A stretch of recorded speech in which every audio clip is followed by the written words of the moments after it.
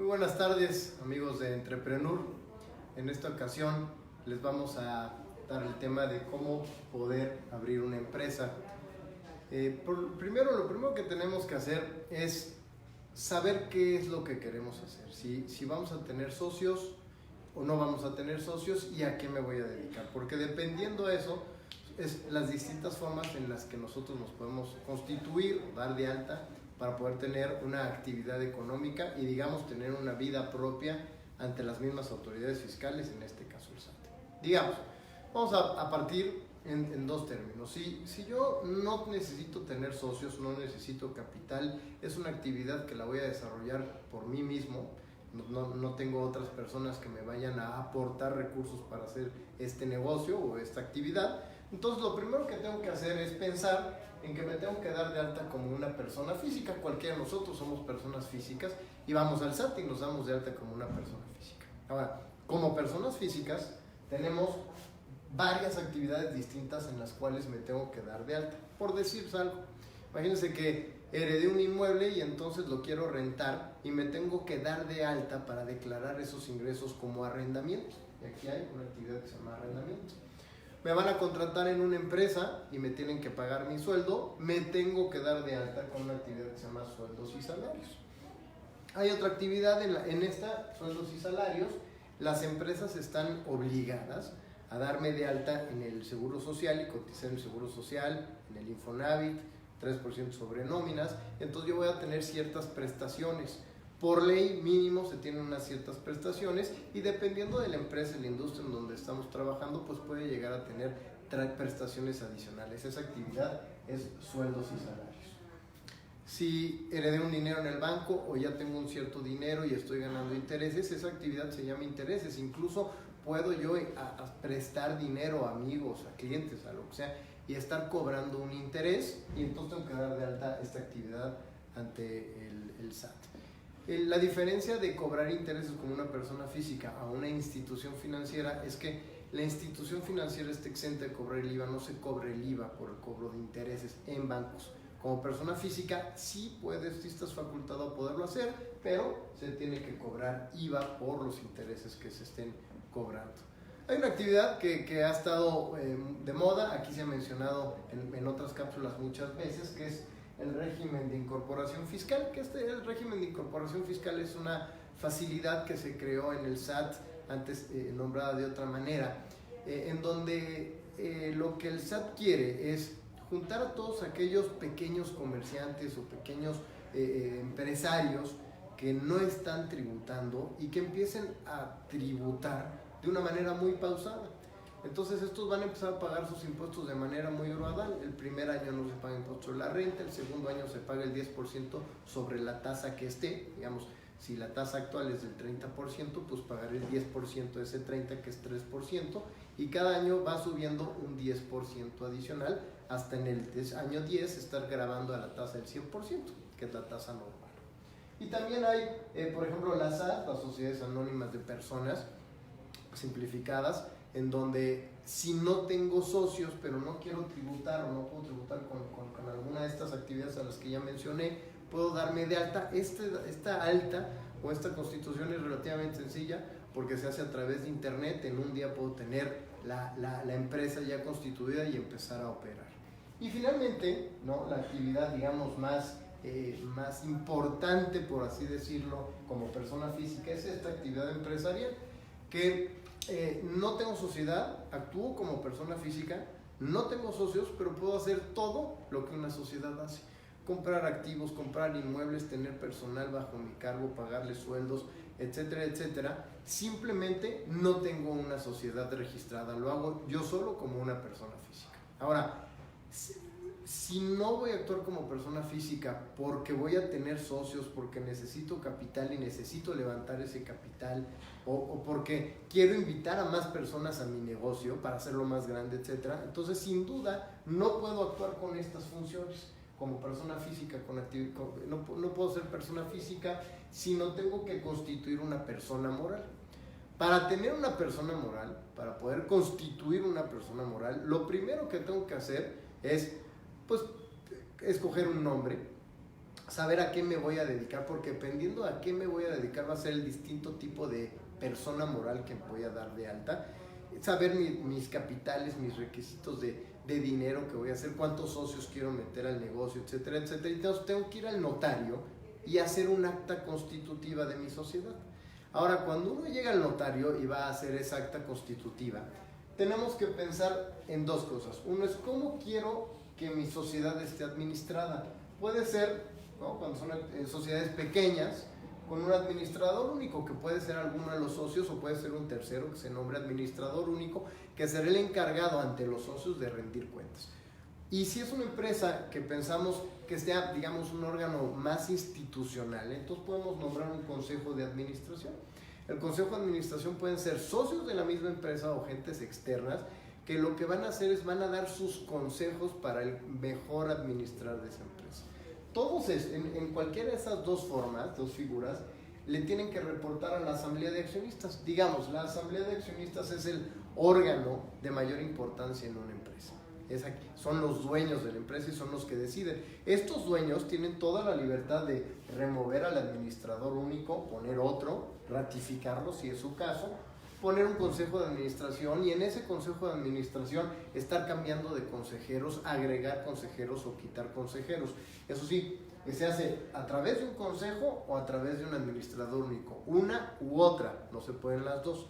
Ya que tenemos consejo u administrador, pues hasta ya vienen todas las demás áreas, digamos, de nuestro organigrama, empezando por un director general si quiero. Sin embargo, el consejo, el administrador único es el que le va a dar la dirección al director o al gerente y el gerente permeará a toda la organización. Ahora, les comentaba hace rato que hay que ver a qué nos vamos a dedicar, porque básicamente hay dos diferentes tipos de sociedades. Las sociedades mercantiles, que están reguladas por la Ley General de Sociedades Mercantiles, o las sociedades civiles reguladas por el Código Civil. ¿Cuál es la diferencia entre una y otra? Una sociedad mercantil es la que hace transformación de productos, vende productos, bienes o servicios y hay una comercialización de cosas. Una sociedad civil es la que presta servicios. Ejemplo, un despacho de contadores, un despacho de abogados, son sociedades civiles porque prestan servicios. Ellos no venden cosas. Entonces lo correcto es hacer una sociedad civil, no una sociedad anónima, una sociedad mercantil. Entonces, partiendo de esa base, pues sabemos si vamos a abrir una sociedad mercantil o una sociedad civil y ya será nuestra forma de constituirnos.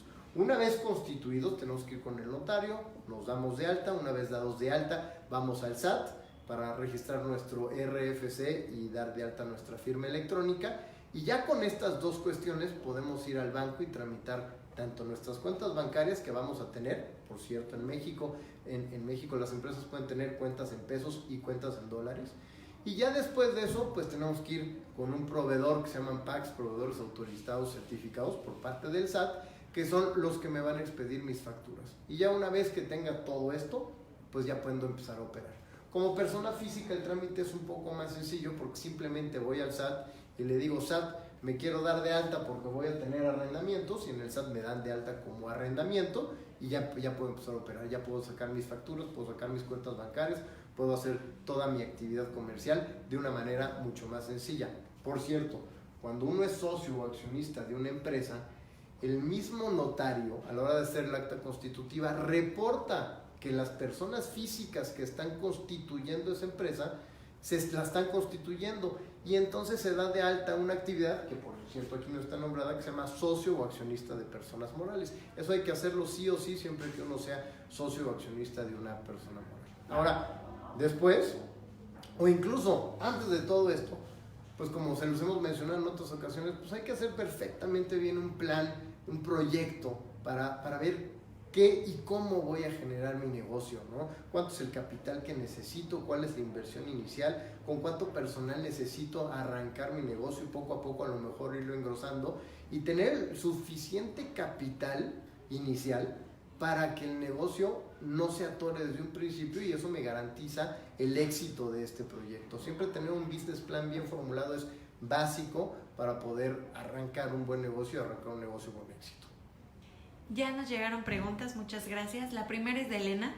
¿Es cierto que hay que pagar muchos trámites para poder abrir una empresa? ¿cuáles serían los más básicos para arrancar y no pagar todo de golpe? Pues en realidad no es que se necesiten para muchos trámites, es hacer tu acta constitutiva. El notario cobra un arancel en base al capital. Antes había un monto mínimo de capital que eran 50,000 pesos, ahora puedes constituir una empresa con 1,000 pesos de capital, ya no hay esa restricción. Y darte del SAT, que eso lo puedes ir a hacer tú y eso no cuesta dinero, te va a costar una tarde de tu tiempo, pero no cuesta dinero, ¿no? Y como persona física no gastas absolutamente nada, vas al SAT, haces una cita, vas al SAT y dices me voy a dar de alta como alguna de estas actividades y se acaba. ¿Y como persona moral?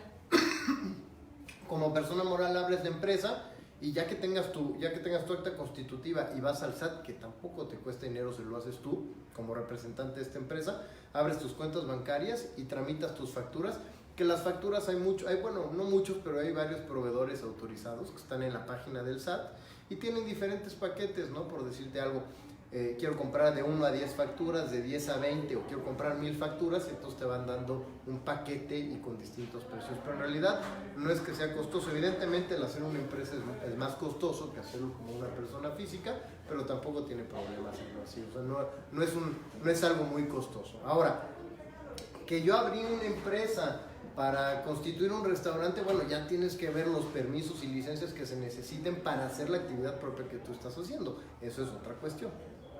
Mari pregunta, si es una cafetería, ¿qué me recomiendas? ¿Que sea como persona física o moral?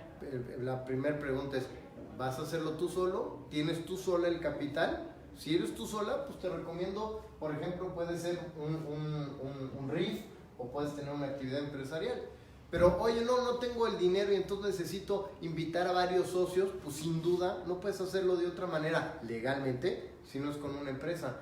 Porque nadie, digamos, yo quiero hacer una cafetería y lo quiero hacer yo solo, pero me va a prestar dinero mi tío, mi primo, 2 amigos y un sobrino, ¿no? Todas esas entradas de dinero que entran a tu cuenta bancaria, el SAT las toma como un ingreso acumulable y tendrías que pagar el 30%. Entonces eso es inviable. Si se hace de esa manera no funciona, tienes que hacerlo como una persona moral. Por eso bien importante es, ¿qué voy a hacer? ¿A qué me voy a dedicar? ¿Y puedo hacerlo yo solo o necesito dinero y socios para hacerlo? Y eso es lo que te va a definir si lo haces como una empresa o si lo haces tú solo. Eduardo pregunta, si me doy de alta en el RIF o SAS, ¿puedo darme de baja después? ¿Y cómo es el proceso? Gracias. Es igualito, o sea, te das de alta y te vas de baja en cualquier actividad.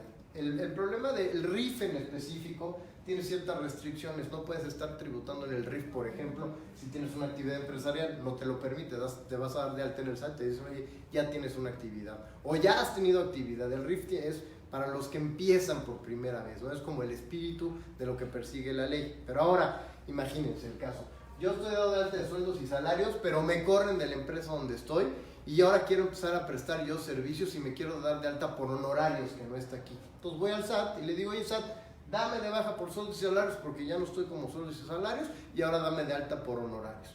Pasa medio año y ahora ya quiero además tener la actividad empresarial, pues me doy de alta actividad empresarial. Entonces en una persona física sí puedes estar cambiando tu estatus conforme a tus necesidades actuales. Eduardo pregunta, ¿cuáles son las limitantes de la SAS? Las limitantes de las SAS, primero es que no puedes tener socios, eres tú solo y no pueden ser personas morales, tienen que ser personas físicas y es un mínimo de facturación anual que no puedes superar más de 5 millones de pesos al año, porque si superas esa cantidad ya te vuelves una empresa normal o te vuelves una persona física con actividad empresarial. Tú solito te tienes que dar, bueno, si no lo haces el SAT te da el cambio, te convertiría de una SAS a una actividad empresarial. Jessica pregunta, ¿tiene alguna ventaja estar dado de alta como sueldos asimilados? Vuelvo al inicio, ¿no? Es ¿qué vas a hacer? O sea, todas tienen sus pros y sus contras, pero el chiste es no puedo darme de alta con una actividad si voy a hacer otra cosa totalmente distinto. Los sueldos asimilados a salarios es cuando digamos, presto servicios a distintas empresas, pero ninguna de esas empresas me va a tener contratado y no voy a estar grabando para efectos de IMSS, SAR, Infonavit, 3% sobre nóminas. O sea, no hay una responsabilidad laboral, no hay una subordinación. Entonces, digamos, yo en la mañana voy y presto un servicio en este lugar. En la tarde voy y presto otro servicio a este lugar y luego esporádicamente doy consultorías a empresas, por decir un ejemplo. Entonces, tu actividad normal, tal vez en ese caso, porque no tengo trabajadores, lo hago yo solo y tal, sí sería sueldos asimilables a salarios. Estos sueldos asimilables a salarios es una actividad para efectos fiscales muy sencilla, porque la empresa que te está pagando te retiene el impuesto que corresponda en base a unas tarifas que aparecen en el artículo 96 de la Ley de Impuesto a la Renta. Dependiendo del nivel de ingreso, la tasa de retención se va incrementando, que de la más baja creo que es 1.92%, digamos de memoria, hasta el 35% en los ingresos más elevados. Pero tú no tienes ya que hacer nada, no tienes que estar presentando declaraciones más que la declaración anual si superas más de 400,000 pesos de ingresos o tengas fuente de 2 o más patrones, digamos, son las restricciones que hay. Pero si no ese es el caso, simplemente vas, prestas el servicio, te hacen el pago, te retienen y se acabó. No tienes ni siquiera que presentar declaración anual. Yesiel pregunta, ventajas y desventajas de una persona moral y una física. Saludos desde Tlaxcala. Pues ventajas y desventajas, lo mismo, no es a qué te vas a dedicar, ¿no? Oye, yo quiero tener muchos socios, pero quiero ser persona física, pues aunque te diga ventajas y desventajas, ¿para qué sirven? Tienes que a fuerzas ser una persona moral, ¿no? En cuanto a qué vamos a pagar de impuestos, más o menos se pagan los mismos impuestos. Las personas morales pagan el 30% sobre las utilidades que generan, pero cuando le pagan esas utilidades a sus socios, a sus accionistas, hay un impuesto adicional del 10%. Y además de eso, si tienen trabajadores, hay que pagar una PTU que es el 10% sobre las utilidades generadas. Hay una base en específico. En el caso de una persona física, pues lo más que pudieras llegar a pagar de impuestos es hasta el 35% de tus ingresos, cuando estos ingresos llegan a ese peldaño máximo que te hablo del artículo 96 de la Ley de Impuesto a la Renta. Mari pregunta, ¿y de honorarios puedo regresar a sueldos y salarios? Sí, es más, puede estar como honorarios y como sueldos y salarios a la vez. ¿Por qué? Porque yo estoy contratado en una empresa que me pagan sueldos y salarios y ahí trabajo todo el día, pero eventualmente, esporádicamente, o puede ser incluso diario, presto servicios además a otras empresas y lo presto como honorarios. Eso es perfectamente válido y se puede tener. Montserrat, si tengo una cuenta bancaria para un negocio y soy persona física, ¿el SAT considerará como ingresos los movimientos en otras cuentas personales? Es importantísimo esto que estás diciendo. Tú, Montserrat, como persona física no puedes tener una cuenta para un negocio, porque el negocio tiene una personalidad jurídica propia, a menos que tú seas persona física con actividad empresarial. Cuando una persona física actúa como un propio negocio, lo que se recomienda es ten tus cuentas bancarias para lo tuyo, ¿no? Coloquialmente se dice para tus chicles. Pero ten una cuenta bancaria para el negocio, donde solamente ingreses lo del negocio y gastes lo del negocio para tener una propia contabilidad de esto. Ahora, si necesitas dinero, pues de esa cuenta, digamos, de persona física, tu negocio, la puedes mandar a tu cuenta que usas para tus chicles. Eso es una transferencia interbancaria y eso no causa ningún ingreso. El SAT puede presumir, te puede llegar una revisión del SAT y decir, oye, Montserrat, todos los ingresos que tienes aquí y acá, todos para mí son ingresos acumulables. Y entonces tú tienes que defenderte y decirle al SAT, oye, SAT, mira, estás equivocado. Este no es un ingreso, simplemente fue una transferencia de mi cuenta A mi cuenta B, porque mi cuenta B es la que uso para mis chicles, ¿no? Si se lo justificas al SAT, no hay ningún problema. Ahora, si tú tienes un negocio que es una empresa, esa empresa tiene una personalidad jurídica propia y esa empresa tiene que tener sus propias cuentas bancarias y nada tienen que ver con las cuentas de los accionistas.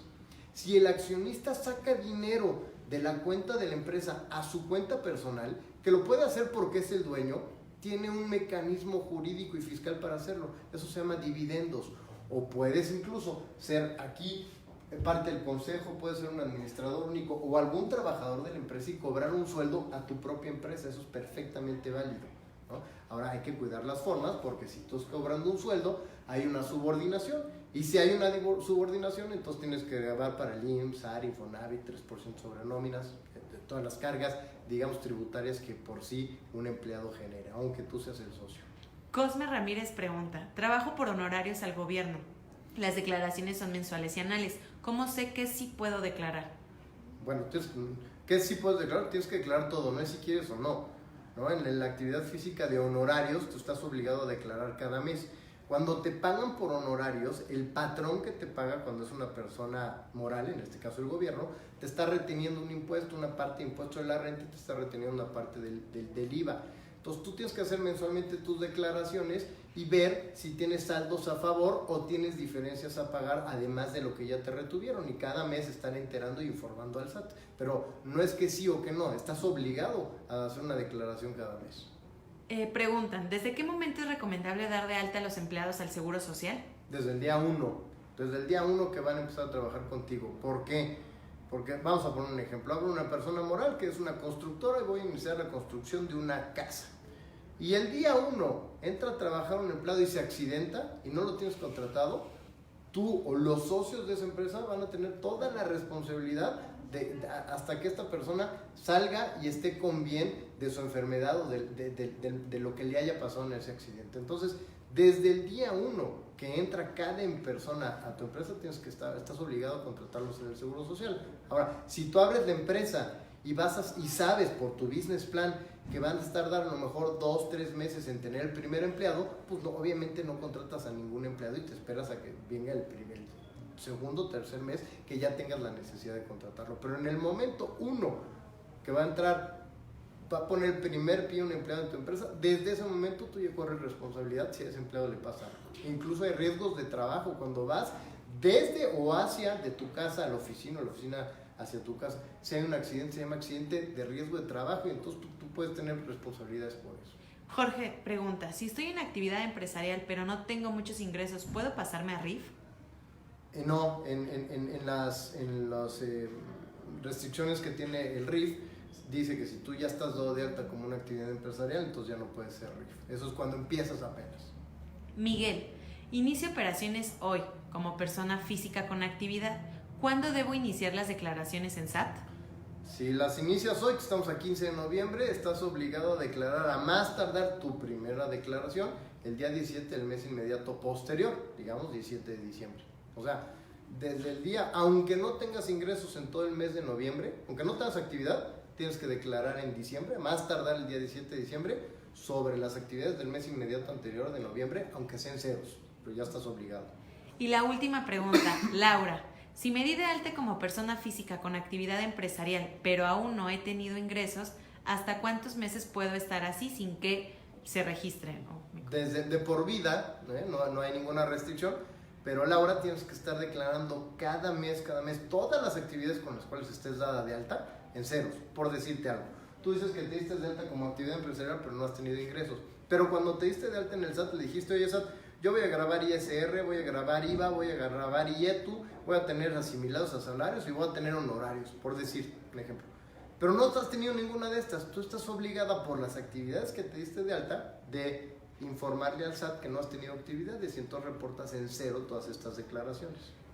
Muchísimas gracias. ¿Algo más que nos quieras comentar? ¿Algún curso que tengan? Sí, en el Colegio de Contadores Públicos de México, este día 22 de noviembre, vamos a tener para todos los empresarios o los que quieran arrancar y empezar a hacer su propio empresario o hacer su empresa, vamos a tener un curso que se llama Training Day para el empresario. Es un curso de todo el día con además unos costos muy económicos. Hay ahorita por Buen Fin una promoción de 2x1 directo en la página del colegio, que es www.ccpm.org.mx, que son las abreviaciones de Colegio de Contadores Públicos de México, en donde vamos a estar hablando de un montón de temas muy interesantes, de mucha relevancia, mucha actualidad. Por ejemplo, cómo hacer negocios a través de internet, ¿no? El famoso e-commerce, las restricciones que tengo, la seguridad que debo de tener implementada, etcétera, etcétera.